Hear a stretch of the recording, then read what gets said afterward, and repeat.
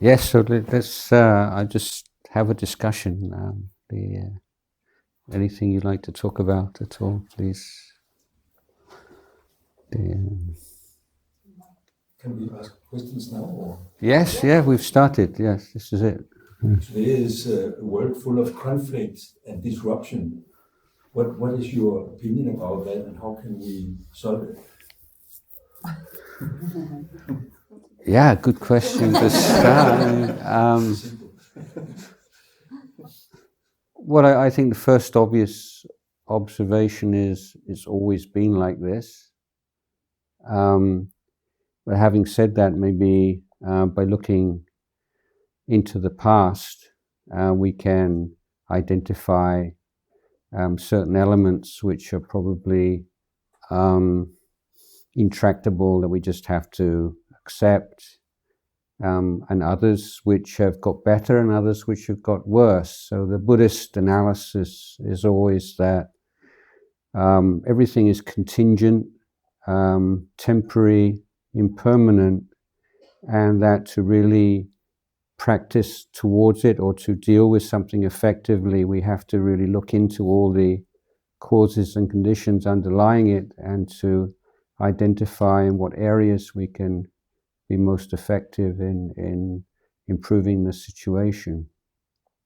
So things like greed and hatred and delusion, and these are the human beings have always been a prey to these kinds of negative emotions, and the vast majority of human beings always will be. But the particular things and experiences and that stimulate those negative emotions change. If we compare our life today and our life with people in the time of the Buddha 2,500 years ago. But I think it is very helpful from Buddhist point of view to identify mental states as being either, we say, wholesome or unwholesome. Sometimes that term is skillful or unskillful, and the Pali word which the Buddha uses is kusala or akusala.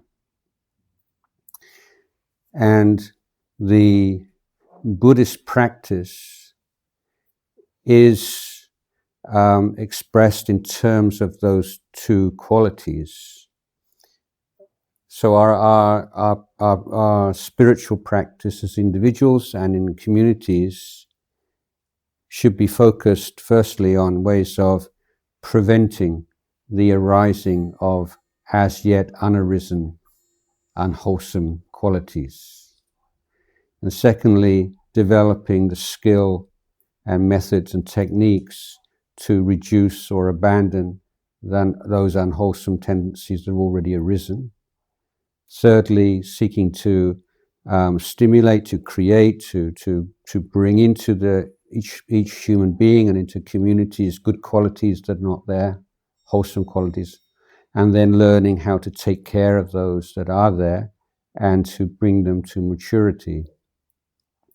So, big picture, we're seeing like changes in the world. So the one that's on everybody's lips at the moment with AI and ChatGPT and all these things, So this would be the Buddhist analysis. As human beings interacting with these things, then what kinds of protocols or laws or agreements do we need to prevent a situation in which overall unwholesome mental states are arising that weren't there before, and those that were there are being increasing, and how to bring into our relationship with them wholesome qualities that were not there or not there yet, and taking care and nurturing those wholesome qualities that will enable us to benefit as much as possible from these new technologies and to suffer from them as little as possible. Again, sort of huge question. I would say another really key Buddhist teaching is that without mindfulness, you have very few choices. And with mindfulness, you have many choices. So without mindfulness, we tend to just drift into or drop into old habitual ways of talking and thinking and acting, which tend to be those which are unwholesome rather than wholesome. And by developing mindfulness, then we have that ability just to stop and stand back and then make choices which are in harmony with, in consonant with our values and aspirations. Because obviously, I'm sure you notice most people find it very difficult to act in harmony with their ideals and aspirations on a consistent basis. So we all have, I think most people have good values and things that we uphold. It's very difficult to live up to them. And that's where development of mindfulness and spiritual practices are important to make that more practical and effective.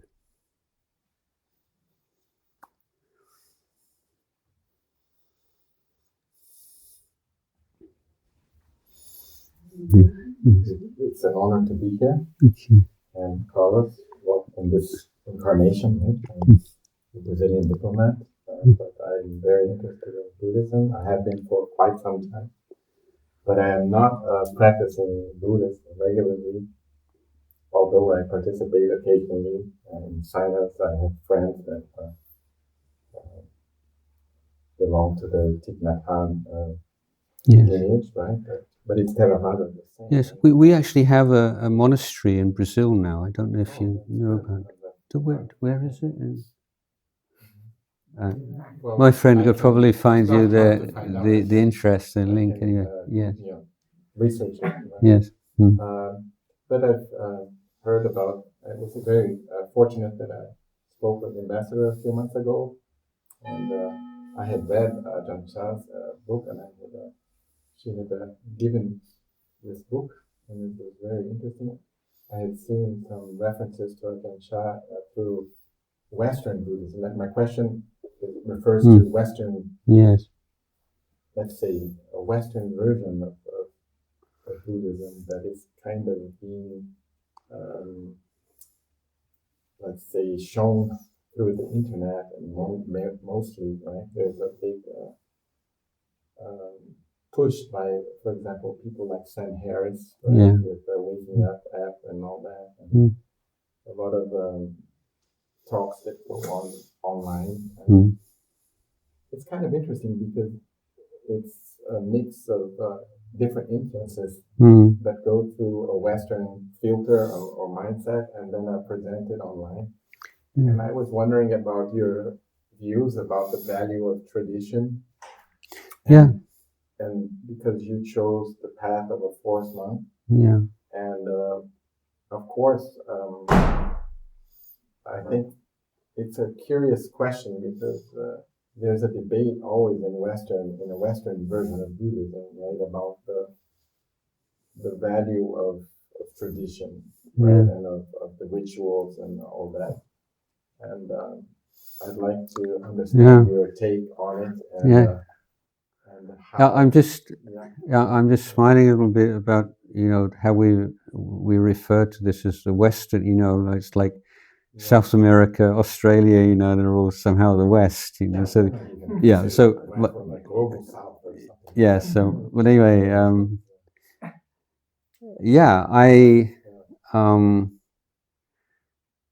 obviously America is probably United States is a kind of interesting case study in that being a country built upon immigration. Then you have like immigrant-based Buddhist communities. So those that grew up around expat Thais, Burmese, Lao, Cambodians, and earlier than that on the West Coast, particularly Chinese, Japanese, Korean, which have imported their own cultural traditions. And in those groups, often the cultural aspect is more important than the spiritual aspect, in the sense that people who are left their home and feeling alienated and perhaps unwelcomed, wanting to have something familiar and supportive and being able to follow the rituals and ceremonies of their homeland. And so my criticism of Thai monasteries throughout the world has often been that they're too much focused on being like cultural centers for Thais living in the West, rather than fulfilling what I would consider to be the essential role of Buddhist monasteries. But that's a whole kind of issue in itself. But apart from those like basically Asian expat or immigrant communities and the Buddhist traditions that grew up around them, which tend to be very insular, they don't really have much outreach to other groups. Then you have the so-called Western groups, and then there again we can see a distinction between those which have adopted or are affiliated with, identified with groups in Asia, particularly Tibetan groups are very strong. And so there are a number of the more kind of traditional Tibetan groups. And the Tibetans are unique in that so many of the great teachers had to leave Tibet and have come to the West. So they had having really like an influx of really great or highly revered teachers as leaders of these groups.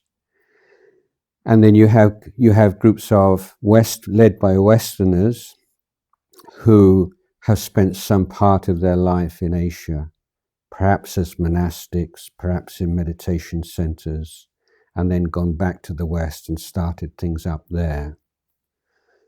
And in the Theravada, this school, then those groups tend to be prominent in this whole idea of taking out the essence of the teachings and leaving the Asian culture, what they call cultural baggage, back in the West. So the whole Vipassana movement, so-called, is probably the well known here, and the centers which are set up in Massachusetts and in California are leaders of that group. So it's such a complex picture, and the more traditional forms of Buddhism that are flourishing, or really the Ajahn group, not exclusively but predominantly, replicating more or less the Thai forest tradition in other countries, making certain adaptations for climate and for laws of the land. Like say for our monastery in Switzerland, for example, is in an old hotel because it's almost impossible to get planning permission to build little huts and things like we do. So there are cultural, social, legal, environmental reasons why there are adaptations made. There's our group, and then there's the and a group we're quite associated, the Chinese group based on teachings and example of Venerable Master Hua, a great Chinese master. I think that the challenge, of course, in non-Buddhist countries is that if you try to follow the traditional path, you're going to alienate a lot of people. In a Protestant culture, any kinds of ceremonies tend to be really difficult, and bowing and all these cultural forms are very much more difficult for Protestant than Catholic cultures. The Catholics tend to sort of get that a lot more. In fact, Catholics tend to really like Tibetan Buddhism. There's a lot of harmonizing between the Tibetan kind of spiritual aesthetic and Catholic aesthetic, I would say. So you find like in France and Spain and Italy, there's a lot of Tibetan centers, whereas the Theravada might tend to be in a more kind of austere and Protestant Northern Europe. So many of the groups in America, and particularly, have developed, informed by the idea that we need to create a specifically American Buddhism, a Western Buddhism, which is not tied to specific Asian cultural forms, and one which is respectful of and recognizes the character and the personality of this particular culture. And I think a lot of good things have come from that. On the other hand, now speaking as a traditionalist, I would say that I would not accept this idea that you can separate teachings from cultural baggage. And the analogy that I've used sometimes is it's saying like, I just want to speak language. I don't want to be caught out with all the conventions of English or Portuguese. I just want to speak pure language. And of course, there's no such thing. I mean, every language is a specific language. And I think that spiritual practices are embedded in particular cultures, and that there's a lot that is lost when you have an idea of this is essential and that's not essential, because again the question comes up, who chooses, who decides, on what criteria do you make that decision? And of course people make different decisions, and so you get a lot of different things going on. Where you have traditional groups trying to adapt to modern or non-traditional environments and trying to find something in the middle, there's been some really disastrous experiments. And mostly these have been scandals and sexual scandals. Tibetan and Japanese, in particular, sexual abuse of students. So you have this kind of very traditional hierarchical organization trying to adapt to a very non-traditional, non-hierarchical, and all the boundaries are blurred and nobody quite knows. And there's been some really unfortunate things that have happened in many of the centers, particularly in America, over the past 20, 30 years. So that's a bit of background. I'm not really sure if I've even got around to your question yet. My personal journey, if you like, is I spent a lot of time in my teens traveling around different spiritual centers. I was in India for over a year as a teenager, and Hindu monasteries and ashrams, and always read a lot because when I started studying Buddhism in the mid-70s, there were very little Theravada literature. It was mostly Chinese, Japanese Zen Buddhism. So that was my way into Buddhism. And I don't know whether it's my personal, I just had a lot of suspicion of like gurus and absolute devotion to spiritual teachers. I could see so much danger in that, and this, in fact, this relates to what I was just talking about. And it really put me off in the Indian gurus and ashrams that I visited. And I was very attracted to the idea of Buddhist monasticism, in that there is a very sophisticated and comprehensive monastic discipline for which there are no exceptions for anyone. So Ajahn Chah, who everyone believed was a fully enlightened arahant, he kept every single rule that monks who'd just been entered the monastery a day or a week would keep.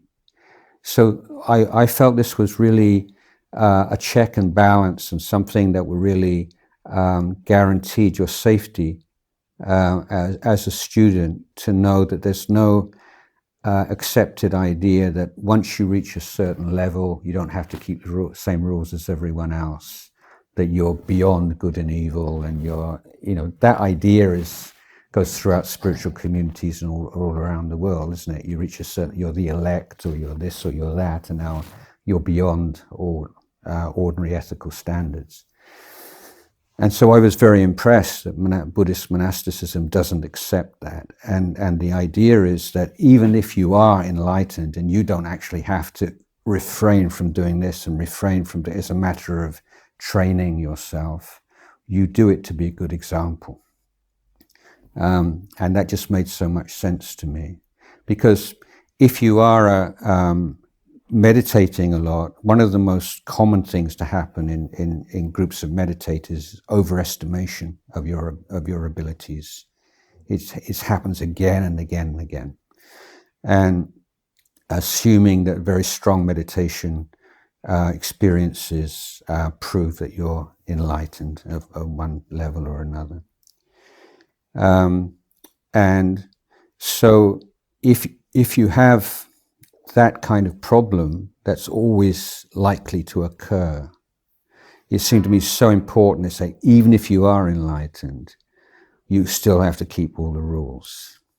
And then if you have someone like Ajahn Chah, you say, well, everyone knows he or believes he's enlightened, and he still keeps that rule. So what excuse have you got? You don't have any excuse. So that's the kind of the compassion of an enlightened being, that he acts in certain ways that he doesn't need to, or she doesn't need to, in order to create a precedent and an example to them.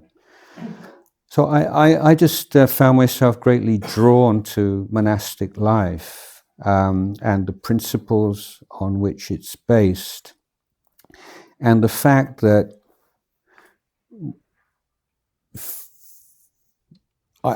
if I can characterize religions, I would say there are two main families of religion. So the family of religions that grew up in the Middle East, and the family of religions that grew up in India. And they're like different species of religion. And a lot of the misunderstandings and confusion these days is because people make a sort of a category error. They assume that there is this thing called religion, and any kind of comment made about one religion therefore applies to them all. And I would say that's not necessarily the case. And the religions that grew up in the Middle East, I would characterize these as essentially belief systems.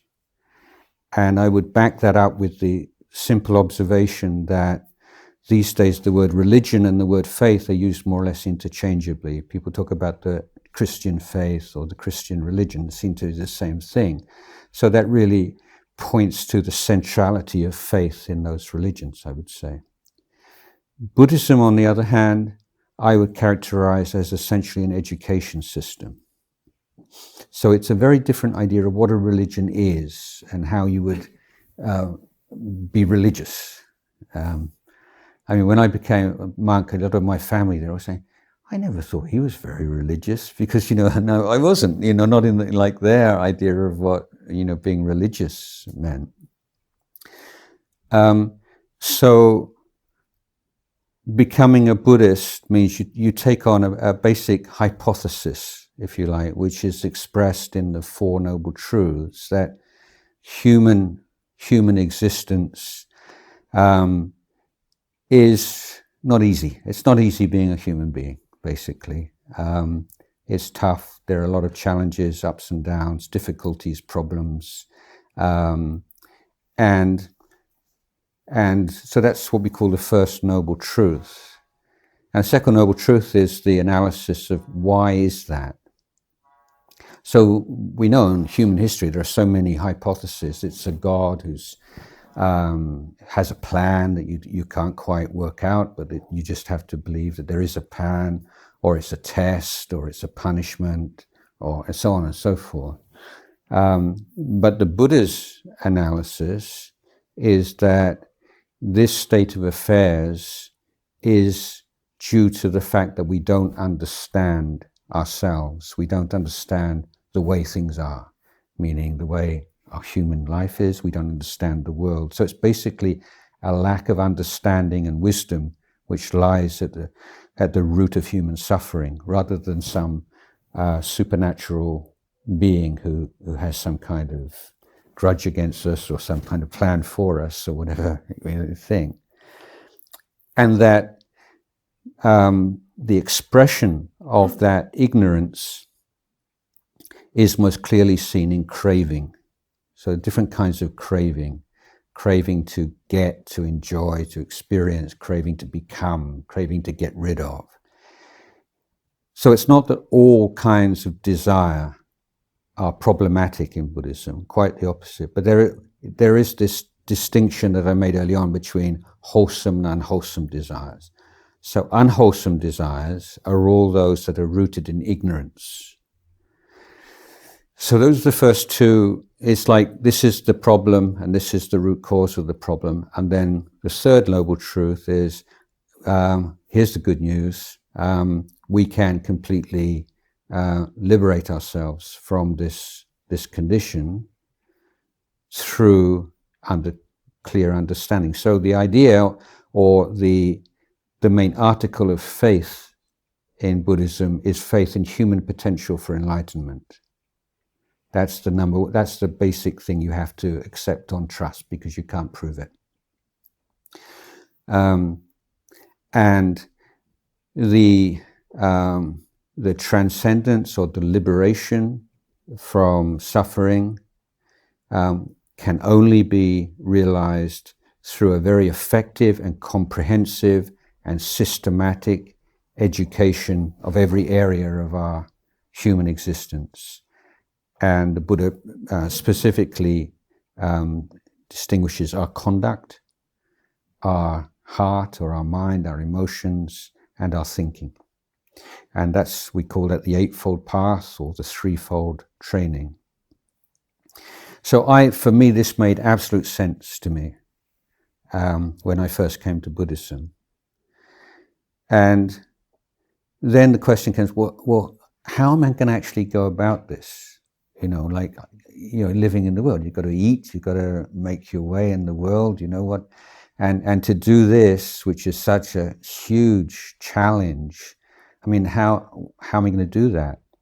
And then I discovered that it's possible for Westerner to become a Buddhist monk in Thailand. And so, what's Buddhist monastic life about? And basically, this is an organization created, designed by a fully enlightened Buddha, specifically for people like me. People who want to learn how to abandon the unwholesome, develop the wholesome, purify their heart, and to be able to develop qualities eventually that are able to help other people. And the Buddhist monastic order was designed specifically for that, to minimize as much as possible all the obstacles to that practice, and to maximize as possible all the supportive conditions. So to use a modern idiom, it was like a no-brainer. Well, this is obviously, what I'm looking for. So I had a great faith in the monastic lifestyle and the principles on which it was founded, and a faith in the wisdom of the Buddha who designed it. So this is why I'm a traditionalist. I just feel that this is, for me at least, just a wonderful way to live my life as a human being. And I do things or I don't do things, and the reason I don't do something is because 2,500 years ago the Buddha says, I don't want monks doing that. And that just gets so great, you know. It's like, I'm not doing this because the Buddha didn't want me to do it, or I'm doing this because the Buddha himself said, I want monks to do this, or I don't want monks to do that. So, and then within the monastic order, you're living with people who live by the same moral code, and who have the same goals and aspirations. So you make friendships, you know, of such quality and such warmth, and that I was speaking to some children at the school this morning, and I was saying, you know, at least see a monk, and you sort of think, well, you know, monks give up this and give it. You see all the things that monks can't do, and you think, oh, poor monk. But what you don't see is all the things that monks receive, and just, they say, living in communities with people who have the same goals and aspirations, and share the same love of goodness and kindness and compassion, and really try. Everyone's got their own weaknesses and vices, but everyone's committed to trying to do something about it. And so I just love this life as a monk. Yeah. But you know, the other side is that whatever so the institution of monastic institution is the longest lasting institution in the world. You know, unbroken. You know, the monastic order, the Buddhist bhikkhu order, is 2,500 years. But even with a fully enlightened Buddha designing it and so on, it's got weaknesses, it's got problems. And as Buddhism has developed over the thousands of years, then it's permeable. You know, it's influenced by the cultures and the societies in which it lives, and a lot of these things is very subtle that comes into monastic orders, and you can see this when you compare, say, monastic communities in Thailand or Burma or Sri Lanka. You know, there's subtle changes which are culturally conditioned, and so that's the same in Western cultures. Like, for instance, in Thai monasteries, when you go into a monastery, the monks will usually be sitting up, and you sit on the floor, and the monks are higher, and sometimes it's like this much higher. And for Thai, mostly Thais will be very comfortable with that. They it's not an issue. But we found that when we go to monasteries in the West, it is an issue. And who does he think he is? You know, he's sitting up there, and we say, does he think the king or something? You know, and so it's not a kind of a necessary. It's not like a rule that monks have to be sitting so many inches higher than lay people. So sometimes just in Western monasteries, just like that, you know, just to maintain the convention, but it's such a small distinction that it's hardly noticeable. So that's one way in which a traditional group can make being sensitive to. Another thing is, in Thailand, you know, you have over hundreds of thousands of years, there are certain expectations of how monks should behave, and it's very helpful. It's helpful for monks, you know, because they're aware that people are looking at them and have expectations. So if monks have not internalized that, when they go to the West, then often they can get really badly behaved because their discipline has not been internalized, and so there are problems in that way. But what we found in Thailand, monks are expected to be a little bit aloof, you know, not too kind of informal and chatty, and people are very impressed by that. It's expected. But again, when the monks went to England, if they're a little bit monks aloof, then they God, so proud, you know, arrogant monks. And so people are not impressed in the same way that people are in Buddhist cultures. And what the monks found in Europe and Australia is that what really inspires Buddhists in the West is to see monks who look happy.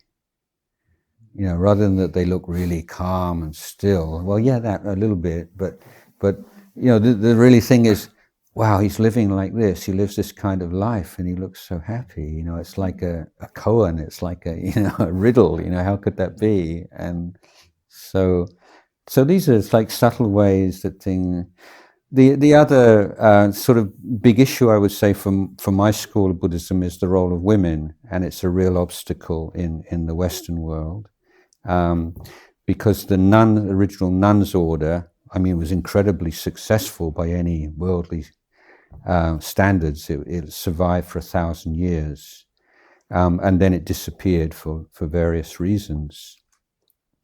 And so when this form of Buddhism came to Southeast Asia from Sri Lanka, which is like the bastion of this kind of Buddhism. It came down from India and then sort of found a haven in Sri Lanka, and then sort of is exported to Southeast Asia. So those first waves of Buddhism in Southeast Asia were without nuns. So we don't have like a cultural memory of a golden age when there were monks and nuns. The golden age is monks. And so over the past 20, 30, 40 years have been concerted efforts primarily in the Western countries to kind of revive the bhikkhuni, the original nuns order. And this is still a matter of much debate and different, so I won't go into all the different arguments, pros and cons, but before that, then the answer in countries like Thailand is to create a quasi-bhikkhuni order. So it's not, strictly speaking, a nun's order. It doesn't have the same name and don't dress the same way, but it's to provide a vocation for women who want to practice in a monastic environment. And I can go into this, but it's a whole big kind of issue in itself. But so it means that coming to the West, we have an issue. We have a traditional form, which in many ways I think is very strong, very, very, very inspiring and uplifting. But it does have certain issues associated with it, which are problems for certain people. Have I sort of answered some of what you? Or is there? It's actually, I think, someone overriding my not disturb call, so I have to. Yes. Okay. They're overriding the do not disturb. Does anyone else? Could I ask you what are the limits for tolerance? What are the limits for tolerant? We always have to be tolerant to each other and to society, but there must be limits. Well, the interesting thing is, in Thai language, there's no word for tolerance. We don't even have a concept of tolerance in Thailand.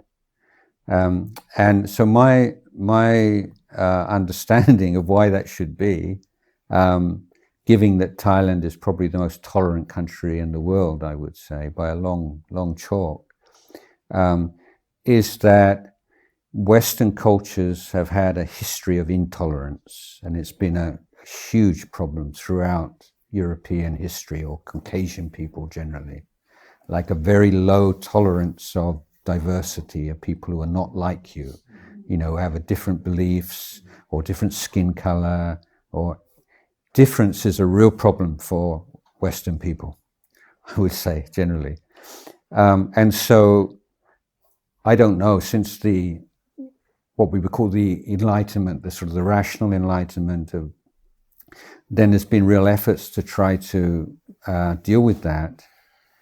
And I think the creation of an idea of tolerance, so in some ways it's kind of like a synthetic virtue, and in the sense it's not like been there forever. It's something that really was devised by wise, compassionate people to solve one of the key stains on Western culture, which is inability to accept diversity.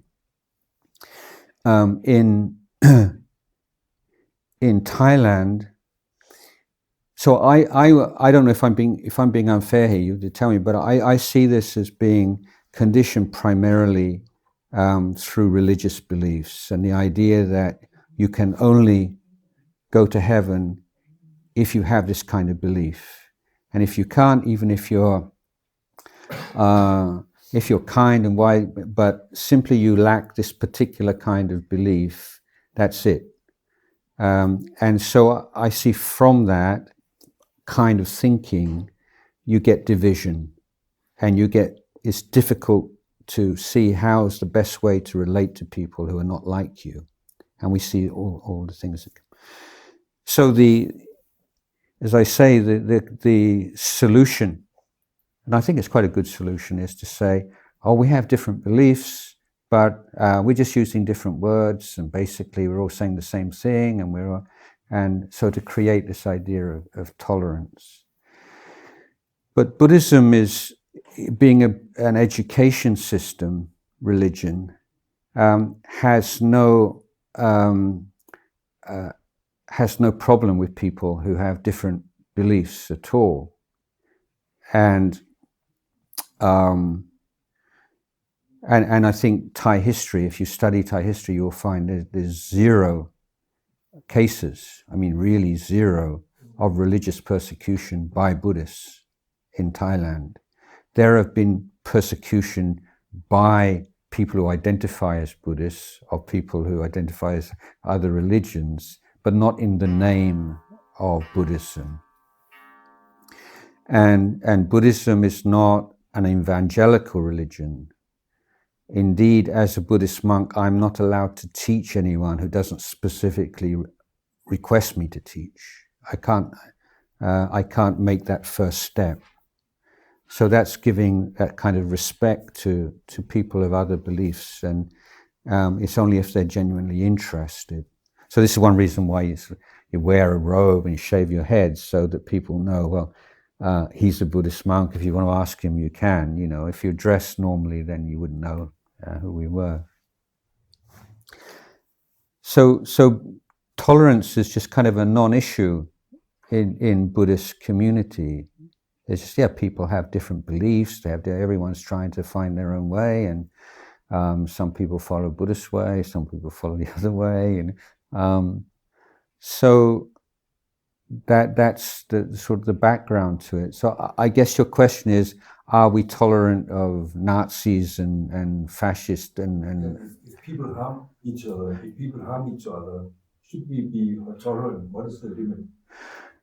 Well, again, I mean, I think we'd have to be more specific by what you mean by tolerance. Obviously, you don't want to tolerate somebody hurting somebody else, in the sense of say, go ahead, it's your business, it's nothing to do with me.